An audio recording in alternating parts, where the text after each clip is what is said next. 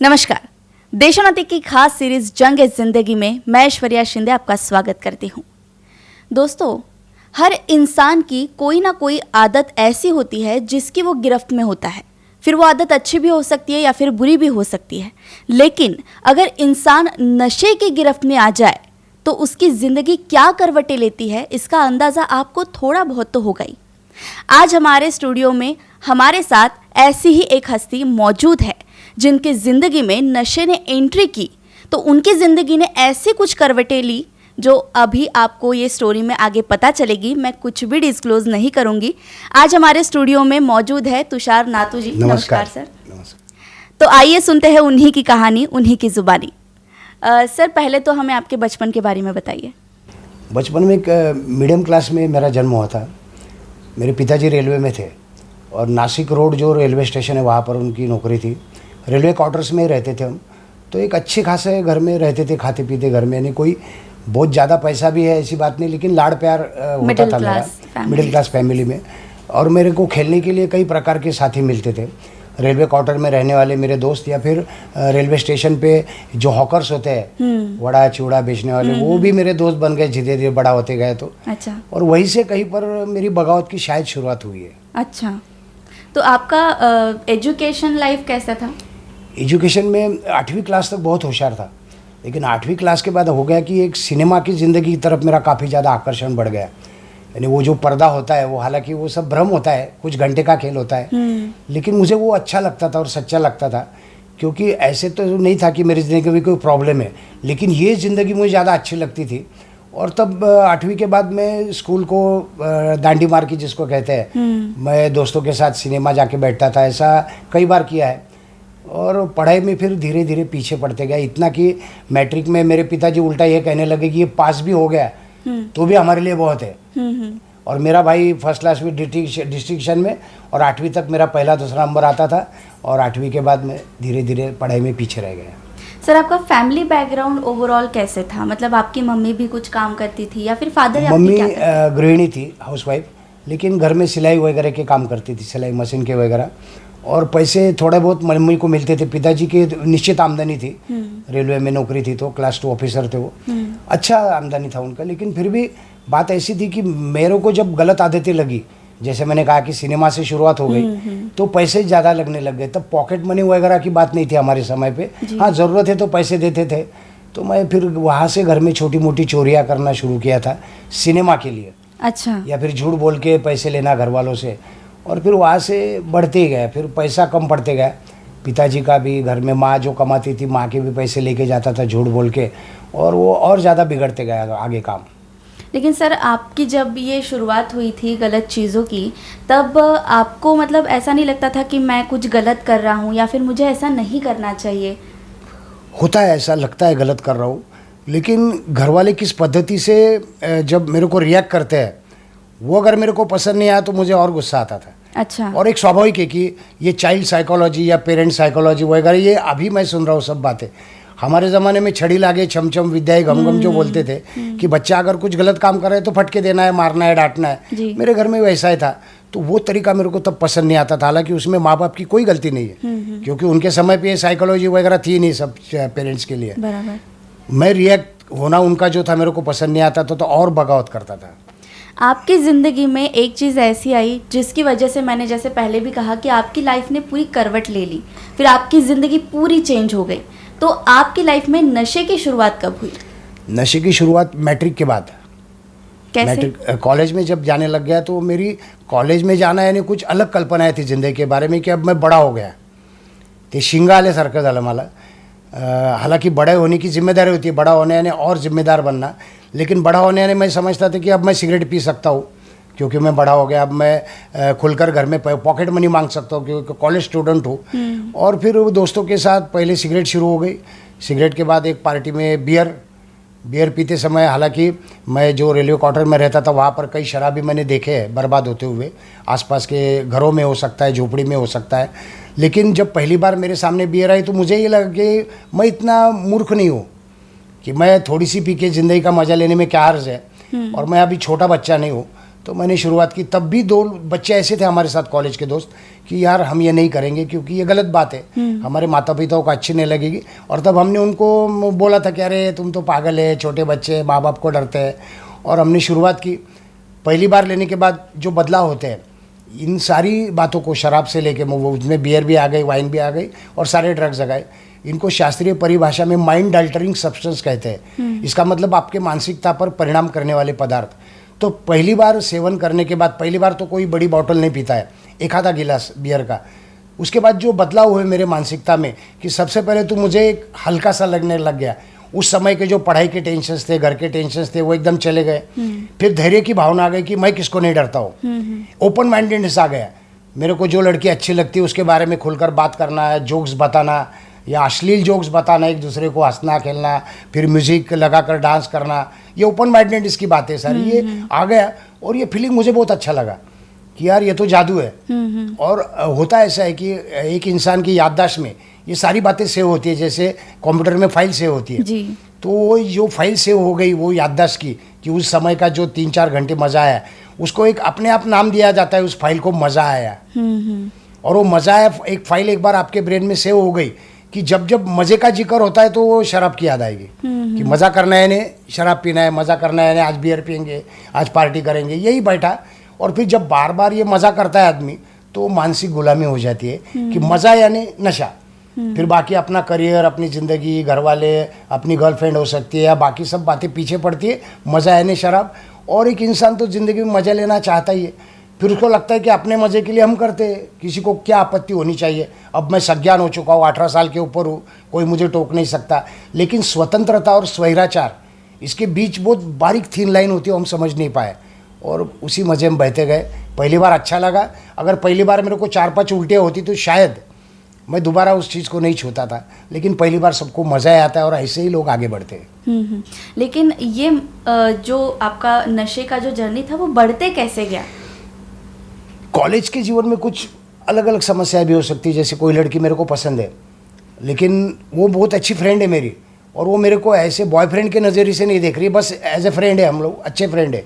मुझे वो अच्छी लगती है और मेरे में क्या कमी है और वो मेरे को क्यों नकार रही है, एक पहला सवाल हो सकता है कि ये मेरे साथ फ्रेंडशिप रखती है, बातचीत अच्छी करती है, लेकिन उस नज़रिए से वो लड़कियों का एक स्टाइल होता है, खास मी तुला त्या नजरेने नहीं बघत स्टाइल एक।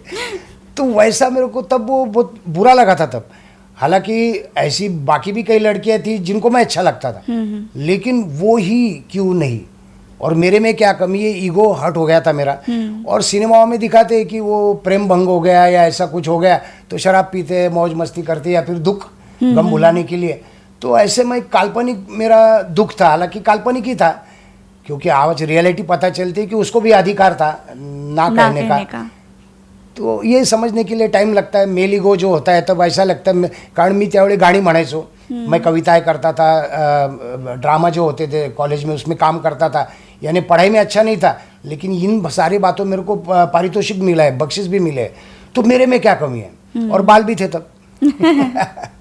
तो फिर आपने जब नशे की शुरुआत की और आप जैसे बता रहे हैं कि आप उसके गुलाम हो गए थे, तो आपके घर पे तो पता चल ही गया होगा? पता चलता है, धीरे धीरे पता चलता है, क्योंकि पैसों की मांगे बढ़ जाती है, अलग अलग बहानों से घर में पैसे मांगना, फिर लेट उठना और रात को लेट ज़्यादा देर तक दोस्तों के साथ भटकना, 1:30-2 बजे तक घर में आना, फिर सवेरे लेट उठना, पढ़ाई में ध्यान ना देना, ये सारी बातों से उनके ध्यान में आए कुछ तो बिगड़ गया है।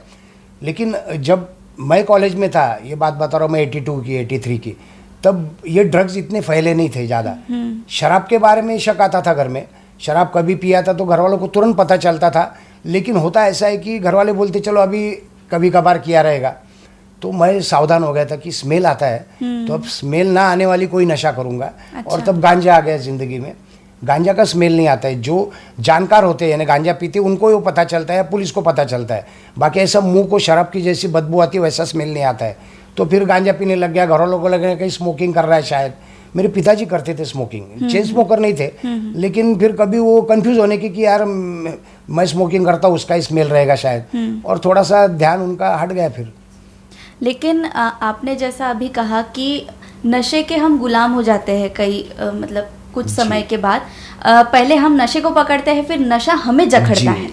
तो फिर आपके ज़िंदगी में ऐसे कोई किस्से हुए हैं कि आपने नशे की हालत में कुछ गलत काम किया हो जिससे परिवार वालों को कुछ तकलीफ हुई हो? एक किस्सा ऐसा नहीं, एक कई किस्से हैं कि शुरुआत में तो पढ़ाई की तरफ ध्यान नहीं देता हूँ, घर में चोरियाँ करता हूँ।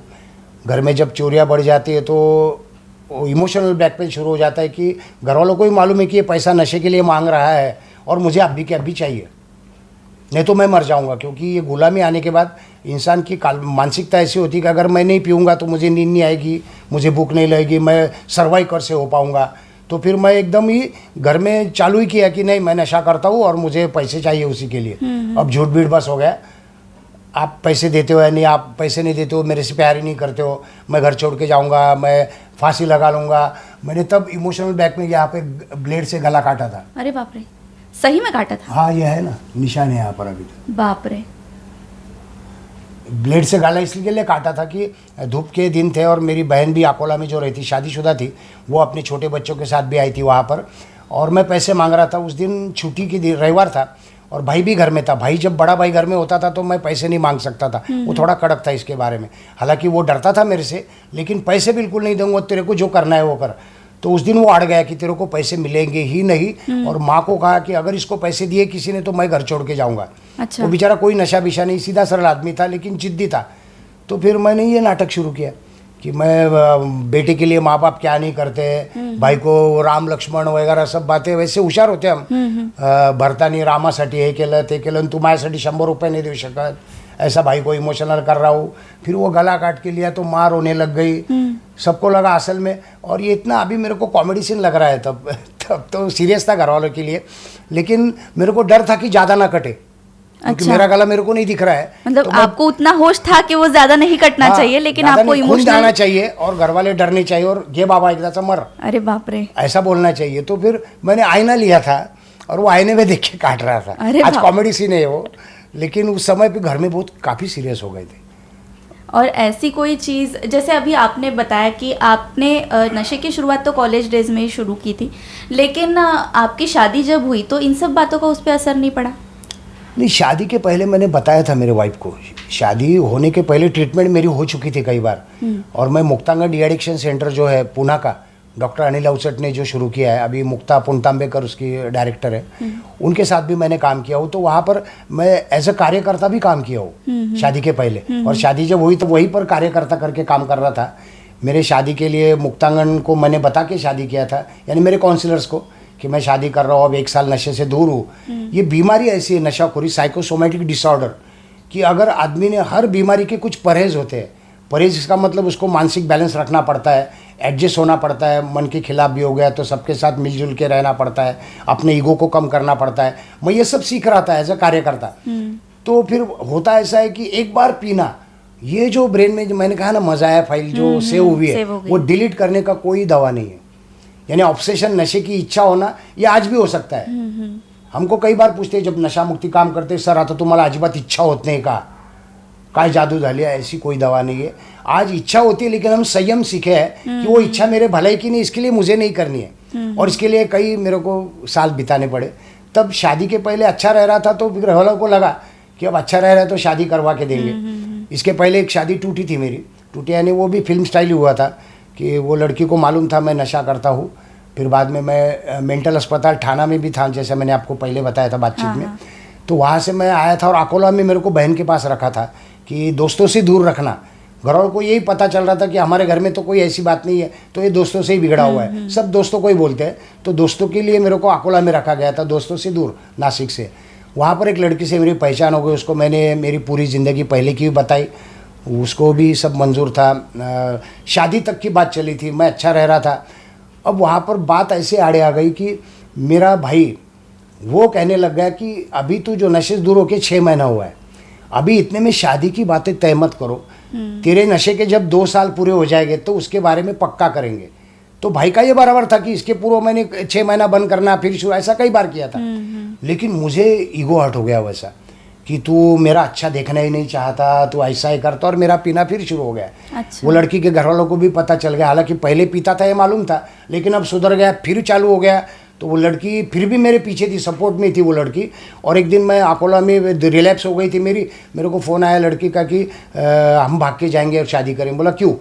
तो बोले तेरा दोबारा पीना शुरू हो गया, मेरे घर वालों को पता चल गया और वो मेरे माँ ने पहली बार ज़िंदगी में मारा मेरे को और वो मना कर रही है। और तेरे घर वालों को फ़ोन लगाया तो वो भी बोलते हैं कि नहीं नहीं मत कीजिए शादी उसके साथ, हमारा बेटा नालायक है कि आपकी बेटी बर्बाद हो जाएगी।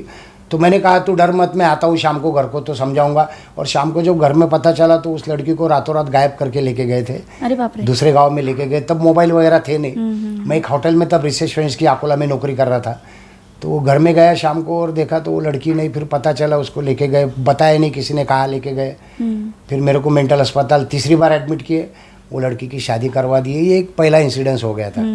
तो इसके बाद कई साल मैं शादी ना करूँ इसी के बारे में सोचा था। और 10 साल के बाद फिर जब नशा मुक्ति 1 साल हो गई तो मैंने सोचा कि ठीक है शादी कर लेंगे। वो लड़की की शादी भी हो गई है और मेरे होने वाली बीवी को सारी बातें बताई कि मैं फिर भी पी सकता हूँ इसके बावजूद, क्योंकि ये बीमारी है, मुझे परहेज रखना पड़ेगा। सब अच्छा चल रहा था, लेकिन वो एक बार है ना, एक बार करने का।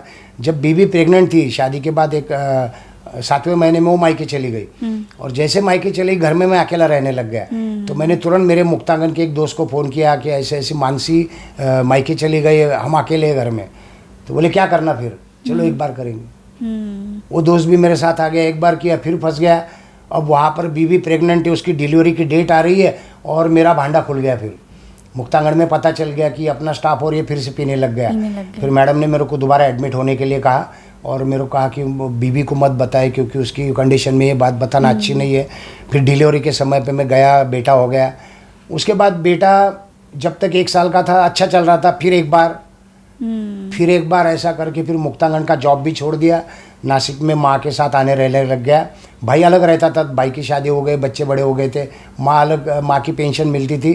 फिर माँ के साथ मैं, वाइफ और बेटा। और तब काफ़ी घर में माँ को काफ़ी तकलीफ दिया तब, क्योंकि माँ के पेंशन पे ही जी रहा था। तो बहुत परेशान हो गई थी बीवी भी। लेकिन पहले बता दिया था तो वो ज़्यादा कुछ नहीं कर सकती थी। शादी के पहले बता दिया था कि ऐसा हो सकता है। लेकिन उसको ये कल्पना नहीं थी, मेरा स्वभाव, मेरी बातचीत देख के, कि ऐसा इसके बारे में होगा फिर। कारण आम्ही नाही पित तेव्हा देव माणसं असतो असं लोक पण म्हणतात। जब नहीं पीता है तो कितना अच्छा आदमी है करके, पीता है तो शैतान है। लेकिन आपने जैसे बोला कि आपकी जॉब छूट गई थी, लेकिन आपकी नशे की जो स्टोरी है वो फिर से शुरू हो गई थी। तो फिर नशे के लिए पैसे तो लगते ही है, किसी ना किसी से आपने लिए होंगे, या फिर कहीं ऐसा भी कई बार होता है कि बुरी आदतें जल्दी लग जाती है नशे की हालत में। तो ऐसा कुछ हुआ था? नहीं, तो ऐसे कई बार पॉकेट मार मेरे दोस्त बन गए थे। जो बस में पॉकेट मारते हैं ना, पिक पॉकेटिंग करने वाले, वो भी ब्राउन शुगर एडिक्ट थे और उनके साथ में घूमने का। फिर ब्राउन शुगर महंगी मिलती है तो पैसे भी ज़्यादा लगते हैं। उनके साथ घूमने का, उनको ठेक देने का काम जिसको बोलते हैं, ठेक देना यानी आपको नहीं मालूम रहेगा कि जिसका पॉकेट मारना है वो पहले ही गर्दी में बस के तय कर लेते हैं कि किसका खिसे में दिख रहा है पॉकेट, अच्छा लग रहा है, कपड़ों में से ये पैसे मिल सकते हैं। उसको धूर कहते हैं उनकी भाषा में, पॉकेट में धूर। अच्छा। वो जो धूर रहेगा उसके पास जाके खड़ा रहने का काम मेरा, और उसका ध्यान डाइवर्ट करना, ताकि वो सामने वाला मेरा दोस्त आसानी से पॉकेट मार सके। ये काम मैंने कई बार किया है। मैंने कई बार उनके पीछे तब लगा था कि मुझे सिखाओ ये। एक अच्छा है कि उन्होंने सिखाया नहीं मेरे को। उन्होंने कहा नहीं भैया, हम फंस गए इसमें, हमारी ज़िंदगी नर्क है, तेरे को नहीं सिखाएंगे काम, तू अच्छा पढ़ा लिखा है, सुधर जा करके। मर गए वो बेचारे अभी, लेकिन एक अच्छा काम किया, मुझे वो पॉकेट मार नहीं सिखाया। अगर सीखता था तो शायद मैं सुधरता नहीं था, क्योंकि झटपट पैसा मिलता था मेरे को। लेकिन अभी नहीं, अभी मुश्किल होती थी, अभी सब ऑनलाइन व्यवहार होता है। लेकिन घर में अगर ऐसा कुछ हुआ है आपके साथ? घर में एक बार बेटे को, 1.5 साल का था बेटा, और मेरे दिमाग में कल्पना आ गई कि हमारी गर्दोलों की टोली मुझे मिल गई। वो 4-5 लोग मिलके क्या करते हैं, वर्गनी मांगते किसी भी भगवान के नाम से, देवी के नाम से, या फिर मज़ार के नाम से, न्याज है, ऐसा है वैसा है। और दुकानदार उनको 2-5 रुपये देते हैं, क्योंकि वो भीड़ नहीं चाहते दुकान के सामने। उनको भी मालूम है ये कुछ करने वाले नहीं है, पावती वगैरह कुछ नहीं होता है, एक वही होती है, वो वही में नाम लिखते हैं और 5 रुपये। तो मैंने पूछा ये कितना मिलता है, तो बोले 300-400 रुपये मिलता है 4-5 घंटे में। मैंने सोचा यार 300-400 रुपये में ये 4-5 सहभागी हो जाएंगे, हिस्से बांटे। कोई ऐसी बात करेंगे कि अकेले को पैसा मिलेगा और इनसे ज़्यादा मिलेगा। और फिर मेरे दिमाग में, वो सब होशियार होते ही है नशेबाज, मेरे दिमाग में कल्पना आ गई कि बेटे का इस्तेमाल कर सकते। लेकिन सवेरे सवेरे ऐसा हुआ, बेटे को अच्छा नहला धुला के, ते काजळ टीट लावून वगैरह, मुलगा छान, तो मर्फी बॉय होता माझा मुलगा, उसको फिर मैंने गोद में लिया और माँ को बोला इसको घुमा के लाता। माँ को पहली बार अच्छा लगा कि यार इतना प्यार आ गया बाप को, ये तो नशे में रहता है, हमेशा आज बेटे को घुमाने के लिए लेके जा रहा है। फिर 9:30 बजे मैं ऐसा 2-4 सोसाइटी छोड़ के एक सोसाइटी में घुस गया। एक मराठी नाम देखा, पाटिल का ऐसा कुछ नाम था। बेल दबाया तो एक मीडियम क्लास की उम्र मीडियम उम्र में, खोला लड़ा, नमस्कार। मेरी बातचीत तो बहुत अच्छी थी, बेटा एकदम स्मार्ट दिखने में, हा माझा मुलगा, और इसको ऐसा ऐसा प्रॉब्लम है कि इसके हार्ट में छेद है, और हमने कई इलाज किए लेकिन कोई सक्सेस नहीं मिल रहा है। एक ज्योतिषी को हमने दिखाया तो उसने कहा कि इसके हार्ट में छेद है, और उन्होंने कहा कि इसके लिए आपको अष्टविनायक यात्रा करनी पड़ेगी, और वो भी आपके पैसे से नहीं, 4 लोगों से पैसे मांग के वो जमा करके अष्टविनायक यात्रा करनी है, तो क्या आप मुझे मदत कर सकती है? ती बाई बिचारी इतकी इमोशनल व्हायची, अरे रे किती गोड मुलगा आहे, आणि मग तो मुलाकडे बघून त्याची पप्पी घेईल, मग थांब तुला देते 101 रुपये, कोणी 500, कोणी 101, ऐसे मेरे को पैसे मिले। पहले ही दिन में 1001 रुपये मिल गए 3-4 घरों में, और अच्छा हो गया। दिन भर मैं बेटे को लेके घूम रहा हूँ, नशे के अड्डे पे गया, भरपूर नशा लिया, फिर एक दोस्त के रूम में जाके वो ब्राउन शुगर पीते बैठा, वहाँ पर 5 स्टार के 10-12 चॉकलेट लेते कैडबरी के, उसकी जो फॉइल होती है ना, सिल्वर फॉइल, अभी जो खाने के लिए आती है सिल्वर फॉइल, उसके ऊपर ब्राउन शुगर डाल के पीने के लिए मेरे को काम को आती थी वो 5 स्टार की कैडबरी की पन्नी बोलते उसको, बाप रे, हमारी भाषा में। तो चॉकलेट बेटे को और पन्नी मेरे को, अब 4-5 कैडबरी खाने को मिल रही थी, बेटा क्यों रोएगा? लेकिन आज पता चलता है कि वो छोटी सी रूम में, वहाँ पर ब्राउन शुगर का धुआं, हमारे बीड़ी सिगरेट का धुआं, और वो बेचारा छोटा बच्चा वहाँ पर कैडबरी खाते हुए बैठा है। उस पर शाम को जब घर में आया तो माँ बहुत चिल्लाई की अरे त्याला रडला नाही का, भूक नाही लागली का? तो तोही नाही म्हटलं त्याला कैडबरी दिली। 4-5 दिन चला खेल, 5वें दिन ये भांडा फूट गया, क्योंकि मेरे माँ के सहेली के पास ही में गए, मेरे को मालूम नहीं माँ की सहेली है। मैंने जब नाम बताया तो बोले तू या नातू आजींचा मुलगा का? म्हटलं हो। अरे मी त्यांना ओळखते, माझी मैत्रीण आहे म्हणे, कधी कधी भेटतात, कधी कधी, यानी रोज नहीं मिलते लेकिन कब के मिलते हैं। तो बोले मेरे पास अभी छूटे पैसे नहीं है 500 के, तेरे को 101 देने हैं, तू 2-4 घर करके बाद में आ जा। मैं भूल गया, मैं निकला और पैसे मिल गए तो चला गया। वो औरत इतनी अच्छी थी बेचारी, 100 के रुपये लेके मेरे माँ के पास घर पे आई, और वो आपके नाती को ऐसा ऐसा प्रॉब्लम, माँ समझ गई कि इसका कुछ कांड है, रोज 4-5 दिन से बच्चे को लेके जा रहा है। समझ गई माँ ने उसको समझा बुझा के भेज दिया। मैं आया बच्चे को, अब इसको बेचना ही बाकी है बोले, तो वो अच्छा हो गया, जल्दी कांड फूट गया। ये एक पहली घटना है। और फिर आखिरी में और बर्बादी हो रही थी, मेरे माँ ने सुसाइड का अटेम्प्ट किया था।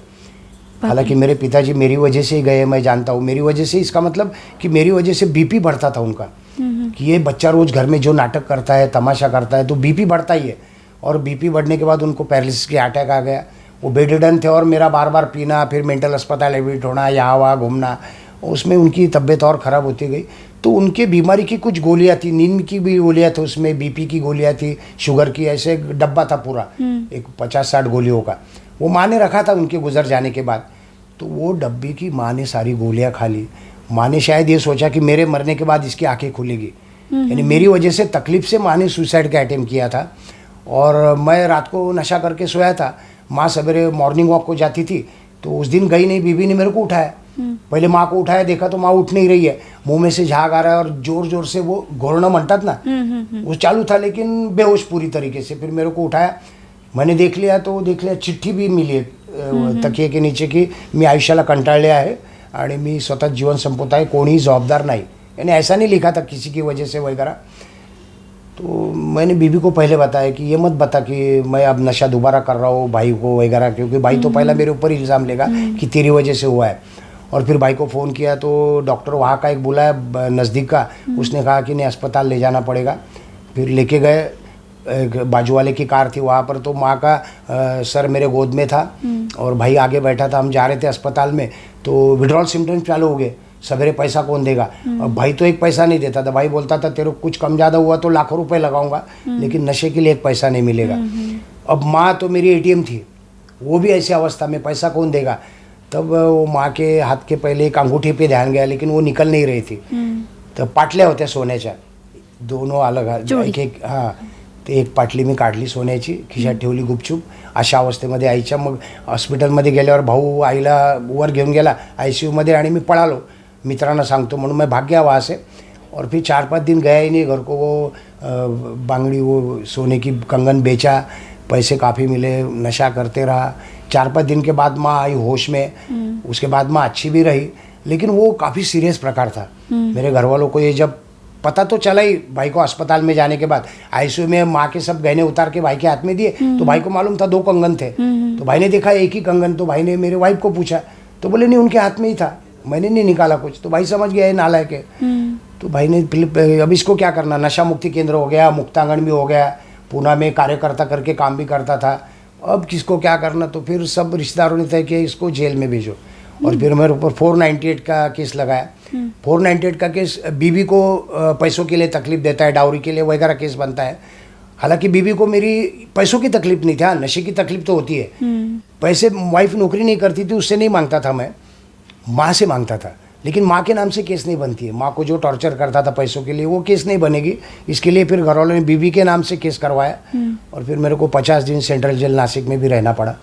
अच्छा, तो फिर सर वो आप, रॉक बॉटम था मेरा। आपकी इतनी मतलब संघर्ष वाली ही स्टोरी बोल सकते हैं, क्योंकि आपने इतना, अगर आप नशे की हालत में थे, उससे ऊपर उठकर आपने नशे को अभी हराया है। आज आपको एक भी नशे की लत नहीं है। तो ये जर्नी कैसी रही? आपको कब लगा कि नहीं मुझे छोड़ना चाहिए, ये गलत बात है? छोड़ना चाहिए ऐसा तो मैंने कहा कि कई बार ट्रीटमेंट के लिए मैं खुद गया था, लेकिन हमेशा के लिए छोड़ना चाहिए, मैं ये सोच रहा था कि कभी कभार पीने में क्या अर्ज है, या भाई सोशल ड्रिंकिंग जिसको कहते हैं, कभी कभार पीना, ओकेजनली पीना, इसमें क्या अर्ज है? क्योंकि आज भी नशा मुझे अच्छी लगती है, लेकिन आज मैं करता क्यों नहीं? क्योंकि मेरे को मालूम है एक बार नहीं पी सकता हूँ, एक बार मुंह को लग गई कि मैं फिर उसी दुष्ट चक्र में फंसने वाला हूँ। लेकिन ये समझने के लिए मेरे को कई एक्सपेरिमेंट खुद के ज़िंदगी के साथ करने पड़े। आज वो जो पल जो आप कहते हो कि टर्निंग पॉइंट जिसको कहते हैं लोग, टर्निंग पॉइंट, कई प्रकार के टर्निंग पॉइंट आ सकते थे, लेकिन मैंने बार बार टर्न लिया, फिर यू टर्न लिया, ऐसे कई बार हुआ। टर्निंग पॉइंट नागपुर में आना ही है कि मैं नासिक से हट गया। वो नासिक के साथ कई बार मेरा ऐसा क्या मालूम क्या रिश्ता है कि नासिक में गया कि मेरे कोई दूसरे अच्छे दोस्त ही नहीं थे, सब नशा करने वाले दोस्त, और वही मिलते थे मेरे को, क्योंकि अच्छे दोस्त तो कब के मेरे से दूर हो चुके थे, उनसे पैसे मांगता था इसके लिए। तो फिर वो माहौल में गया कि मैं फिर बार बार बिगड़ने का ऐसा कई बार प्रूव हुआ। फिर रवि, यहाँ पर रवि पाध्ये जो मैत्री नशा मुक्ति केंद्र शुरू किया था उसने, तब नया नया, वो मुक्तांगन में मेरे साथ एडमिट था, मेरा दोस्त था अच्छा। तो आखिरी में मुक्तांगन में भी मेरे को एडमिशन के लिए मना कर दिया, मेरे को ब्लॉक कर दिया, ये ब्लैक लिस्टेड है। अच्छा, कि ऐसा होता है मतलब कि जो पहले आते हैं फिर बाद में फिर से मेरे को इसलिए किया ब्लैक लिस्ट, हालांकि मैंने कोई वहाँ पर चोरी करना कोई गुनाह नहीं किया था बड़ा, ब्लैक लिस्ट इसलिए किया कि तू यहाँ पर सुधरेगा नहीं। अच्छा, क्योंकि यहाँ पर तू जिनके साथ एडमिट था वो कई लोग काउंसलर्स बन चुके हैं, तो तू उनका दोस्त है, वो तेरे काउंसलिंग नहीं कर सकते। या फिर तू सीनियर था और कई जूनियर लोग तेरे से आगे चल गए, वो तेरे को क्या समझाएंगे। एक वक्त ऐसा भी आ गया कि मुक्तांगन के एक एडमिशन में मेरी फाइल काउंसलिंग के लिए लेने को कोई काउंसलर तैयार नहीं था। अरे इसको क्या समझाना, उससे अच्छा पत्थर पे सर पटकेंगे, यानी काउंसलर ने भी हाथ ऊपर, इसको नहीं समझा सकते, ऐसा कमीना हो गया था मैं। तो फिर मैंने यही सोचा कि यार कितने सालों तक ये, रवि को फ़ोन किया, मुक्तांगन ने मना किया, तो रवि ने कहा अरे तू तो मेरा दोस्त है, आजा नागपुर में। फिर 2001 में मैं नागपुर में आया, 2001 में नागपुर में रवि के साथ काम करने, तब नई संस्था शुरू हो गई थी अभी जहाँ पर हूँ मैं, और फिर हम साथ में काम करने लग गए, अच्छा लगने लग गया। फिर भी 2-4 बार पलटी मारी है। पलटी मारी मतलब क्या, लिमिटेड रिलैप्स हो गई। लिमिटेड इसका मतलब क्या कि जब 3-4 महीने में वाइफ को बेटे को मिलने को नासिक जाता था, तो मैं अपने आप को सोशल ड्रिंकर मानता था कि 3-4 दिन आया हूँ तो अब पीऊँगा। अच्छा। 3-4 दिन पीता था और फिर नागपुर में आ गए, फिर नाटक शुरू नशा मुक्ति का, नशा मुक्ति केंद्र में ही काउंसलिंग, ये ढोंग था मेरा, वो खुल गया। कभी एक बार छुट्टी ज़्यादा हो गई, 3-4 दिनों की छुट्टी 8-10 दिन हो गई, इतनी छुट्टी हो गई तो पीना भी ज़्यादा हो गया, पीना ज़्यादा हो गया, फिर विड्रॉल सिम्टम्स, फिर मैं साथ में ब्राउन शुगर लेके आया सेंटर में। वो भी पता चल गया सेंटर में कि अरे यहाँ पे रहते हुए ये तो काउंसलर है और ये भी यहाँ पर बुला के ब्राउन शुगर पिया है। तो फिर मैंने फिर उपचार लिए, वहाँ से सीरियस हो गया कि यार मैं खुद का तो नुकसान कर रहा हूँ, लेकिन हमारे सेंटर के लोगों का भी नुकसान हो रहा है, क्योंकि मेरे से वो क्या सीखेंगे कि उनको मैं नशा मुक्ति की बातें इतनी अच्छी अच्छी प्यारी प्यारी समझाता हूँ और मैं खुद वही काम कर रहा हूँ। वो काफ़ी सीरियसली मैंने सोचा, और उसके बाद अब 20 साल हो गए। 10 दिसंबर 2004 लास्ट मैंने नशा किया था, 10 दिसंबर 2004, अब 24 है, दिसंबर में मेरे 20 साल पूरे हो जाएंगे। ये बहुत बड़ी बात है सर, क्योंकि आपकी कॉलेज लाइफ से ही जर्नी ऐसी रही है कि आप नशे की पूरी लत में बर्बाद हो चुके थे, ऐसा ही कह सकते हैं। लेकिन अभी 20 साल हो गए, आपने बिल्कुल भी नशा नहीं किया है और आप अपने जैसे लोगों के लिए आज काम कर रहे हैं, इतनी बड़ी लेवल पे काम कर रहे हैं, बहुत अच्छी बात है। लेकिन मुझे एक सवाल ऐसा है कि अभी जो आपके पास लोग आते हैं जिनका आप काउंसलिंग करते हैं, तो उनकी कुछ आदतें आपको कनेक्ट तो होती होगी? सारी आदतें एक जैसी है। लेकिन वो प्रोसेस कैसा होता है सर? नहीं, वो क्या करते हैं कि उनका हमारे सामने कुछ चलता ही नहीं। सबसे पहली बात, उनके इमोशनल ब्लैकमेल के सारे तरीके मैं जानता हूँ, यहाँ तक के मैं फांसी लगा लूंगा, भाग जाऊंगा, हाथ का ये देखो काट के लिया है हाथों को कई बार, बाप रे। ऐसा करूंगा वैसा, वो चलता ही नहीं उनका कुछ। हम सीधा बोलते हैं तेरे को बांध के रखेंगे। कोई बोलता है फांसी लूंगा, हम रस्सी फेंकते ये ले जल्दी ले, हमको मालूम है ये डरा रहा है हमको। फिर वो रोना धोना, कस्में खाना, अब मैं सुधर गया, बॉन्ड पेपर के ऊपर लिख के देता हूँ, दोबारा पिया तो 1 साल मेरे को रखो।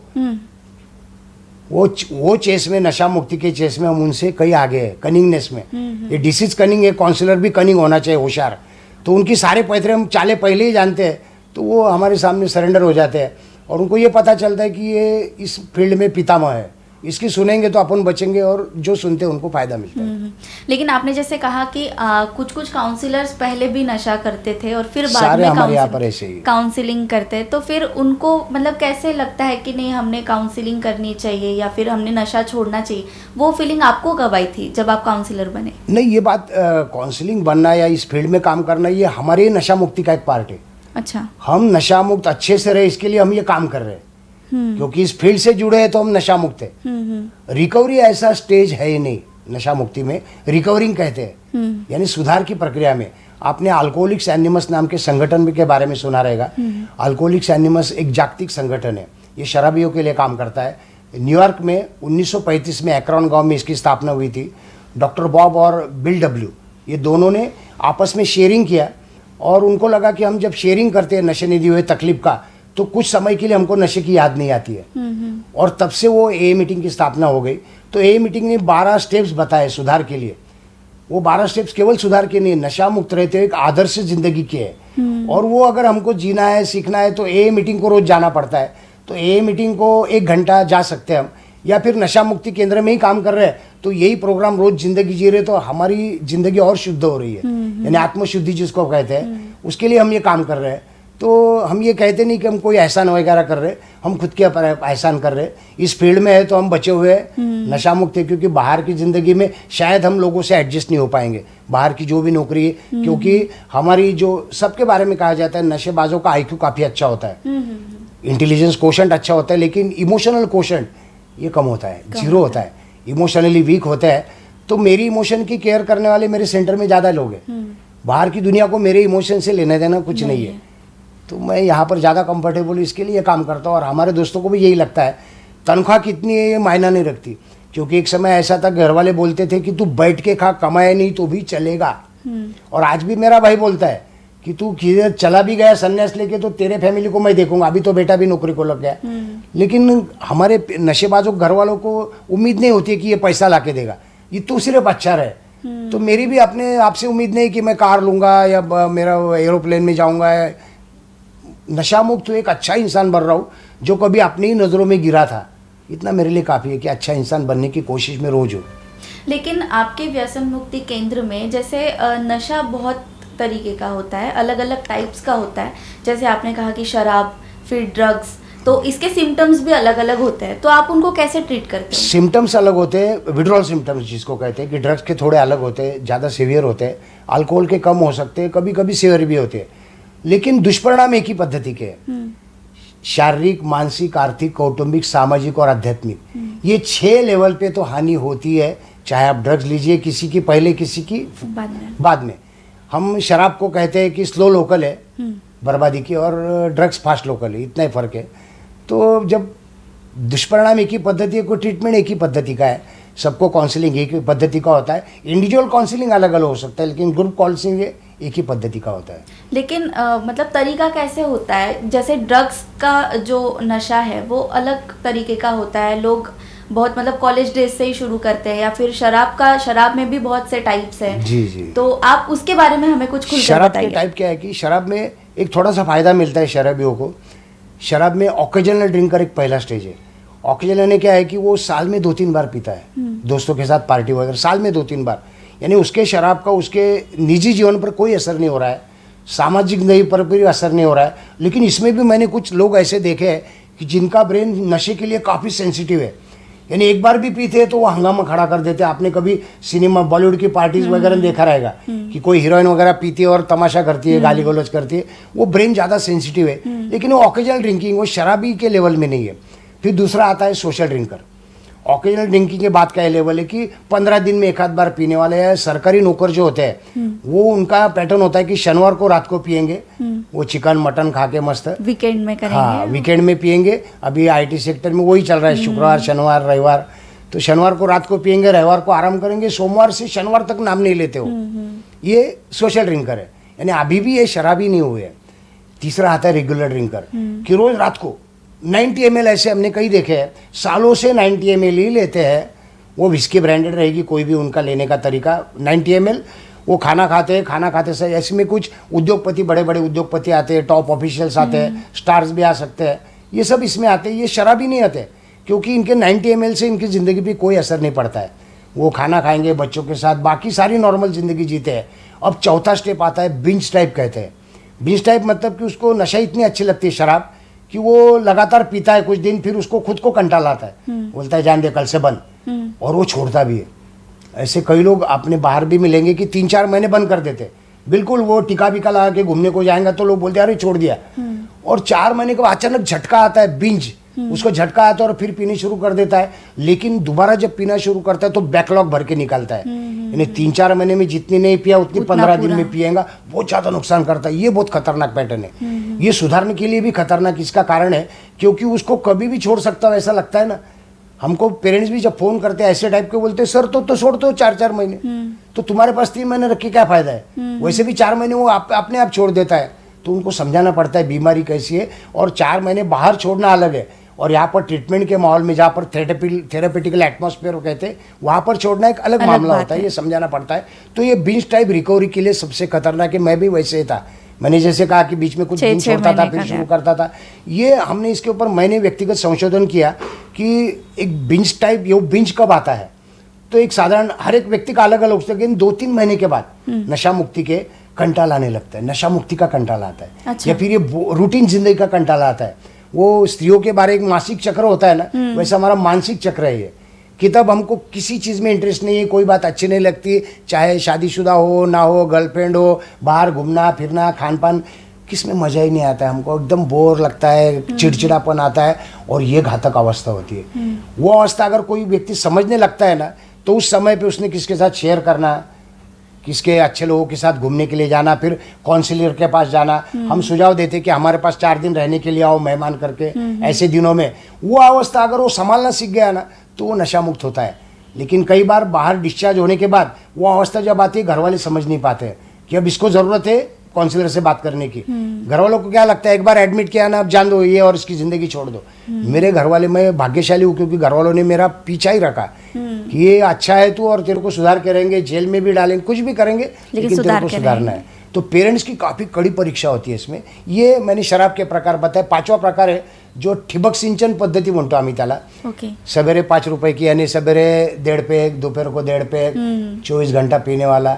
ये 2 आखिरी के बिंज टाइप और 24 घंटा पीने वाला, ये ट्रीटमेंट देना ज़रूरी होता है। ड्रग्स में ये स्टेजेस है ही नहीं। ऑकेजनल सोशल ड्रग्स 3-4 बार अगर कोई लेता है तो एडिक्ट बन जाता है और रोज़ लेना ही पड़ता है उसको, क्योंकि सेवरी ड्रग्स होते हैं और उसके एडिक्टिव पावर अल्कोहल से काफ़ी ज़्यादा है, हज़ारों गुना ज़्यादा है।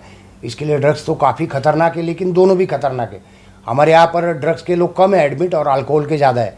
और समाज में एक ऐसी मान्यता है कि अल्कोहल सरकार लाइसेंस देता है या फिर सरकार ने टैक्स लेता है, इसका मतलब अल्कोहल ज़्यादा बुरा नहीं है, और ड्रग्स को मान्यता है नहीं सबसे ज़्यादा बुरा है। दोनों भी बुरे हैं। तो ये मैं समाज को संदेश देना चाहता हूँ कि शराब बुरी है, बहुत ज़्यादा बुरी नहीं, और ड्रग्स बहुत ज़्यादा बुरा है, ऐसी बात नहीं है। एक फास्ट लोकल है बर्बादी की, और एक स्लो लोकल है, और ट्रीटमेंट की ज़रूरी है। ये बीमारी है। लेकिन शराब से शारीरिक नुकसान तो होता ही है, हमें पता है कि ऑर्गन्स खराब होते हैं, लेकिन मानसिक भी नुकसान होता है। सबसे ज़्यादा शुरुआत उसी से होती है, क्योंकि पहला पैक लेने के बाद जो बदलाव होते हैं ना, मैंने कहा कि अच्छा लगना, धैर्य की भावना, ये मानसिक बदलाव यानी केमिकल चेंजेस है ब्रेन में। ये केमिकल चेंजेस होते हैं, यानी पहला असर कहाँ पे होता है, दिमाग, ब्रेन पर, और बार बार लेने के बाद फिर ब्रेन निराशा की। शराब ये साइंटिफिकली उसको डिप्रेशन कहा जाता है। तो वो डिप्रेशन में चला जाता है। फिर स्किज़ोफ्रेनिया नाम की एक बीमारी शराबी को होने के चांसेस बहुत ज़्यादा है।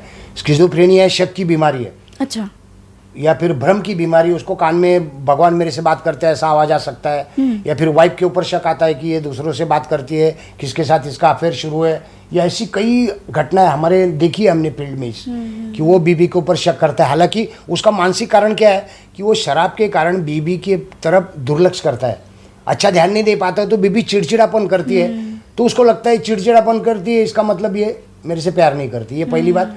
फिर अगर बीबी नौकरी करने वाली है या बर्तन मांजने के लिए भी बाहर जा रही है, तो उसको लगता बीबी को बच्चों के लिए तो थोड़ा आनंदी रहना ही पड़ता है, बच्चे हैं तो उनको पालने के लिए हंसमुख रहना पड़ता है, बाहर गई तो पाउडर कुंकू लगा के जाना पड़ता है, तो इसको क्या लगता है साला ये तो दुखी बताती है मेरे को, इतना परेशान बताती है और बाहर कशी नटून थटून जाती है, यानी ऐसे दिमाग में। और वो कल्पनाओं का वो जो बुनता है जाल, फिर उसमें कल्पनाओं में उसको लगता भी है कि किसी के साथ हंस खेल रही है, बैठी है, और इसमें मर्डर भी हो सकता है।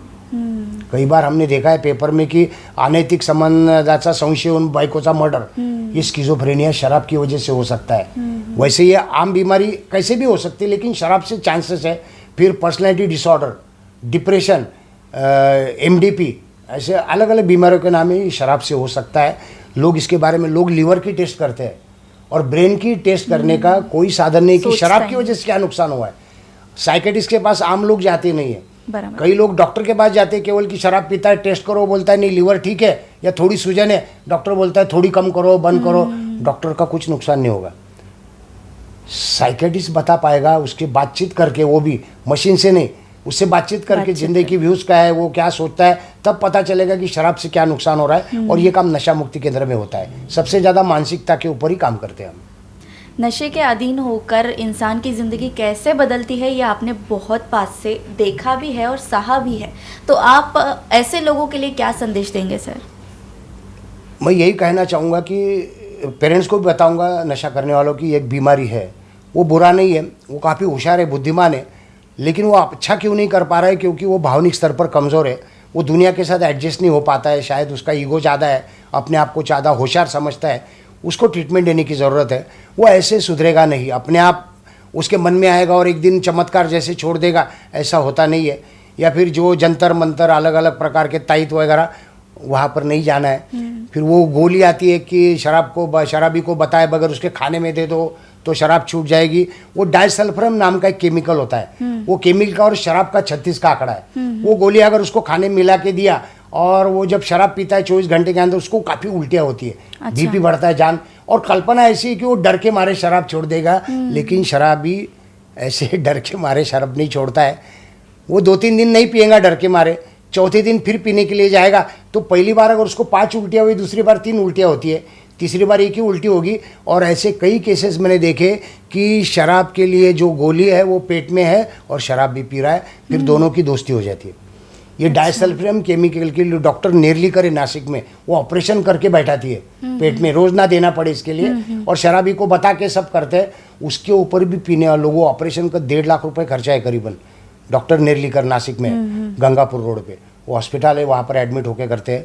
वो भी लोग बाद में, आकर्षण की बीमारी है, एक बार पीने के लिए जाते हैं, 2-4 बार उल्टी होती है, फिर शराब की और उसकी दोस्ती हो जाती है जिद के कारण, तो उसको शराब से दूर रहने के लिए नशा मुक्ति केंद्र में एक शास्त्रीय उपचार, साइंटिफिकली उसको उपचार दिए जाते हैं, जिसमें कि नशा कैसे बुरा है उसके लिए ये समझाना, और नशे से दूर रहने के लिए अपने आप में क्या बदला, अपने आप को बदलना है। परिस्थिति बदलेगी नहीं, मैंने नशा बंद किया इसका मतलब अब मेरे को दुख नहीं आएगा, ऐसी बात नहीं है।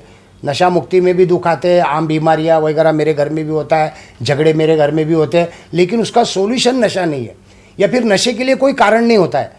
एक फैमिली वालों की गलत फहमी होती है कि बायको चांगली वागत नहीं म्हणून ना पीतो, ये कारण नहीं है, झूठा है। या फिर माँ बाप के लाड से बिगड़ा है, दोस्तों की, हम हमारे ही बिगड़ गए हैं, क्योंकि हमको पहली बार नशे को ना नहीं बोल पाए, किए, मज़ा आया, और फिर हम वैसे ही दोष ढूंढते रहे, फिर बाद में परिस्थिति क्रिएट करते रहे, ऐसे बर्ताव करते रहे कि घर में झगड़ा हो, फिर झगड़े की वजह से कट हो और मैं जाके पीऊँ, यानी मेरे को बहाने की ज़रूरत है। तो कोई उसके नशे के लिए माँ बाप भी जिम्मेदार नहीं है, क्योंकि कई बार बेटे माँ बाप को दोष देते हैं कि तुमने ऐसा किया, मेरे साथ वैसा किया। आपकी कोई गलती नहीं है, उसको ट्रीटमेंट की ज़रूरत है, वो अच्छा आदमी है लेकिन बीमार है। इतना मैं सबके लिए संदेश देना चाहूँगा, नशे वालों को कहूँगा कि जल्दी जल्दी निकल जाइए इस भ्रम में से नशे की, ज़िंदगी बहुत अच्छी है। आज मैं बहुत प्यार करता हूँ ज़िंदगी से। सर जाते जाते बस एक सवाल पूछना चाहूँगी, आपने आपकी जर्नी पर या फिर इस पूरे नशे की जर्नी पर एक कुछ किताबें लिखी हैं, हाँ, तो उसके बारे में थोड़ा हमें बताइए। नशा यात्रा नाम की किताब लिखी है मैंने मराठी में। समकालीन प्रकाशन पुणे का है, समकालीन डॉक्टर अनिल अवचट के हस्ते उसका प्रकाशन हुआ था, ये एक किताब है। फिर दूसरी एक बंडखोर नाम की किताब है जिसमें नशेबाज का स्वभाव कैसे होता है, जो कैरेक्टर डिफेक्ट्स कहते हैं उसके बारे में लिखा है, और ट्रीटमेंट के बारे में तथा हमारे सेंटर में उपचार लेके जो सुधार गए ऐसे सक्सेस केसेस के बारे में मैंने लिखा है। और कुछ अनसक्सेस केसेस, क्यों अनसक्सेस है, उसमें हम कहाँ कम पड़े, पेरेंट्स कहाँ, वो भी लिखा है, वो बंडखोर। और तीसरा बेवड़ेची डायरी करके किताब है, ट्रीटमेंट क्या होती है हमारे सेंटर में, ट्रीटमेंट लेते समय क्या होता है, वो सब उस किताब में है। एक बेवड़ा एडमिट होता है और उसके साथ जो जो होता है, वो जो जो सीखता है, उसने सब डायरी में लिखा है। ऐसा नाम है बेवड़ेची डायरी। सर बहुत मज़ा आया आपके साथ बात करके और बहुत अच्छी चीज़ें हमें सीखने को मिली, दर्शकों को भी सीखने को मिली कि नशा जो होता है वो शारीरिक नुकसान तो करता ही है, लेकिन साथ में आपकी मेंटल हेल्थ भी खा जाता है, उसके साथ साथ अपनी सामाजिक हेल्थ भी खा जाता है, अपने परिवार को भी बहुत तकलीफ़ें होती है, जो कि नशे की हालत में तो उसको समझ में नहीं आती, लेकिन आप नशा करते हो लेकिन सहता पूरा परिवार बाकी है। लोगों को भुगतना पड़ता है जी, काफ़ी जी, ज़्यादा। बहुत भुगतना पड़ता है। तो धन्यवाद सर, आप जी, यहाँ शुक्रिया। पर आए, अपने बिजी शेड्यूल में से समय निकालकर हमारे साथ कुछ जानकारी साझा की। तो आपको कैसी लगी ये कहानी हमें कमेंट बॉक्स में ज़रूर बताएं और देखते रहे जंग-ए-ज़िंदगी, देखते रहे देशोन्नति। नमस्कार।